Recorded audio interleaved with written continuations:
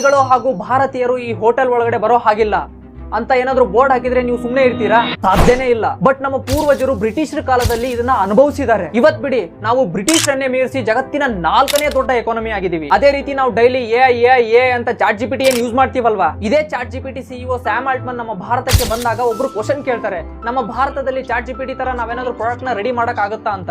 ಅವಾಗ ಅವರು ಅಪಹಾಸ್ಯ ಮಾಡಿ ಹೇಳ್ತಾರೆ, ನಿಮ್ ಕಡೆ ಮಾಡಕ್ಕಾಗಲ್ಲ, ಮಾಡಕ್ಕೆ ಅಟೆಂಪ್ಟ್ ಕೂಡ ಮಾಡಬೇಡಿ ಅಂತ ಹೇಳಿ ಅಪಹಾಸ್ಯ ಮಾಡ್ತಾರೆ. ಈ ವೆಸ್ಟರ್ನ್ ಕಂಟ್ರೀಸ್ ಅವರು ಮೊದಲಿನಿಂದನೂ ನಮ್ಮ ಭಾರತೀಯರನ್ನ ಗುಲಾಮರನ್ನಾಗಿ ನೋಡ್ತಾ ಬಂದಿದ್ದಾರೆ.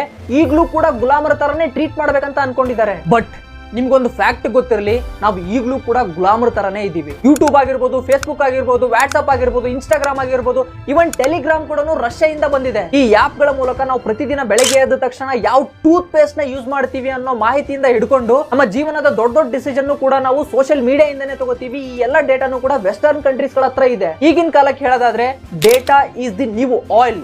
ಯಾರ ಹತ್ರ ಡೇಟಾ ಇರುತ್ತಲ್ವಾ ಅವರು ಜಗತ್ತನ್ನೇ ಆಳ್ತಾರೆ. ಬಟ್ ನಮ್ ಪಕ್ಕದಲ್ಲಿರೋ ಚೈನಾ ನೋಡಿ, ಚೈನಾ ಯಾವುದೇ ಒಂದು ವೆಸ್ಟರ್ನ್ ಕಂಟ್ರಿಯ ಆಪ್ ಮೇಲೂ ಕೂಡ ಡಿಪೆಂಡ್ ಆಗಿಲ್ಲ. ಈಗ ನಮ್ಮ ಭಾರತಕ್ಕೆ ಆ ಟೈಮ್ ಬಂದಿದೆ.